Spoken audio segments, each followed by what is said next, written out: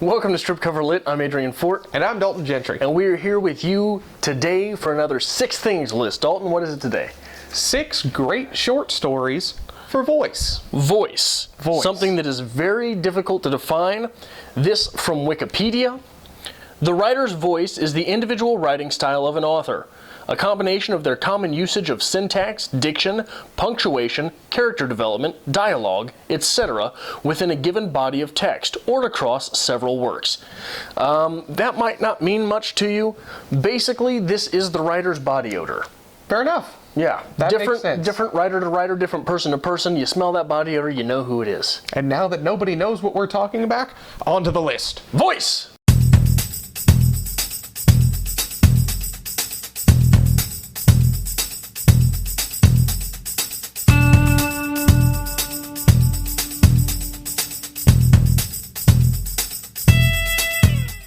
The Baby by Donald Barthelme. This story is simply about a man disciplining his baby. Or is it? The great thing about Barthelme and how he uses his voice is that he will take general terms or general actions such as disciplining the baby and make them extremely precise. How he disciplines the baby in this piece makes you wonder just where the metaphor is. And that's one thing that is pervasive through all of the Barthelme pieces that I've read, including The School. So yeah, I think that Donald Barthelme's voice is very distinct, especially in The Baby.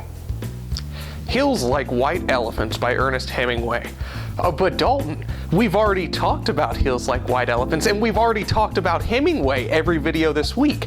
That's right, because he's amazing. And if there is a man who can sum up voice better than Hemingway, you point him out to me.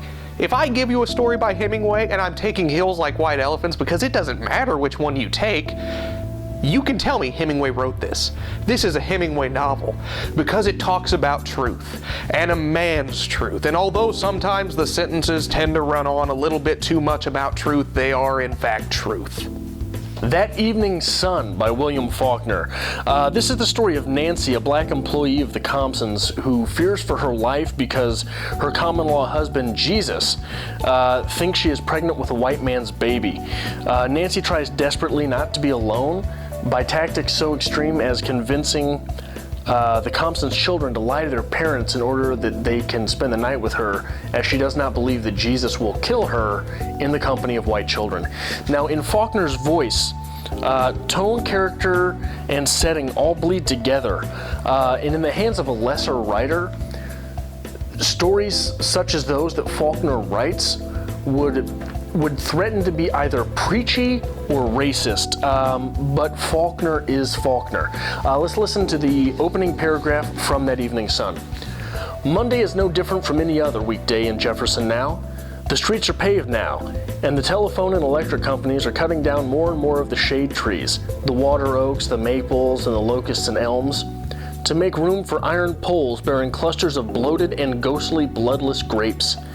And we have a city laundry which makes the rounds on Monday morning, gathering the bundles of clothes into bright-colored, specially made motor cars.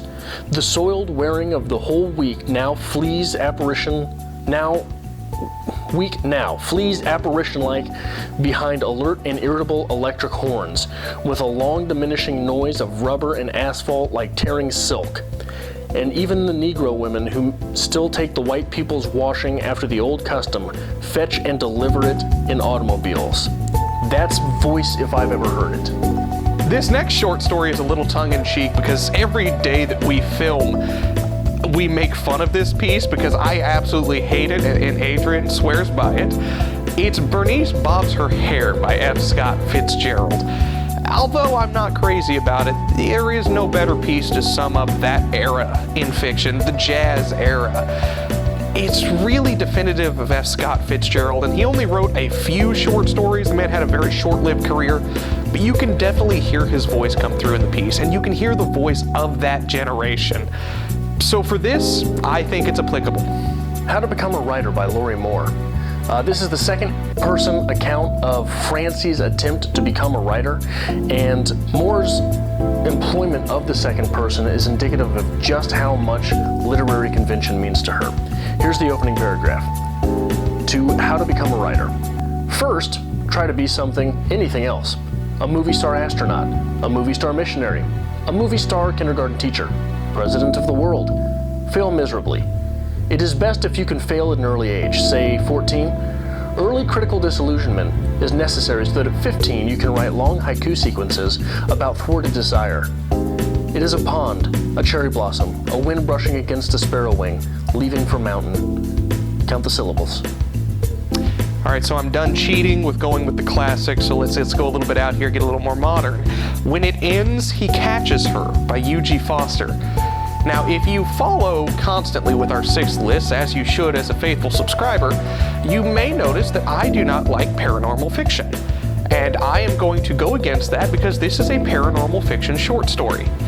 But within this short story about a ballerina who dances with a zombie, this is an award-winning piece. There's so much voice. The author's voice is very evident, but there's also character voices, and there's a voice within the characters. It's a really bizarre piece to get into because it is hard to tell who's actually speaking and who the true character is. But I think in a list defining voice, it's a must-read.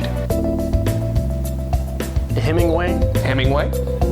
Bernice Bobs are here. Yeah, absolutely. We talk about that every week. And you don't feel like you're cheating here? No, absolutely not. First of all, how can you better define voice without a piece from Hemingway? Because Hemingway defined voice for an entire generation. Second, we joke about Bernice Bobs her hair every week, every day that we film these. That's true. And I wanted to just slip it in there just to upset you. And then I picked one that I had read on my own, and I figured I'd be poignant and bring in something. So yes. It was acceptable. Stop doing this. Fine. That's my thing. Fine. I don't even care about your lists anymore. Thank you for watching. Thank you for watching another episode of Strip Cover Lit. It is part of our goal to bring you literature.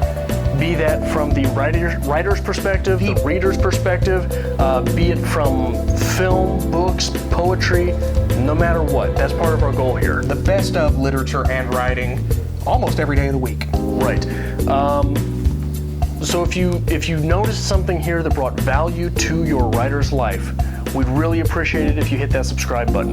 That really is what pushes us. I mean, we wake up every day, we're like, hey, how many people are actually following? How many people are watching?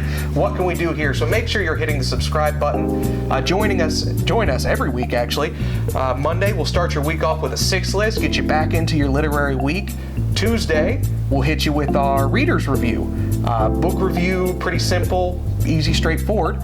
We'll go back into another 6 list on Wednesday. Thursday, we do a little bit of something fun. We'll do challenges, we'll do tags, maybe book hauls. Maybe a makeup challenge. A makeup challenge. We'll see what's coming. Friday, we'll hit you with a writer's quote of the week, get you through the weekend, make you think. Saturday, we'll hit a writer's workshop of the same book that we covered in the reader's review.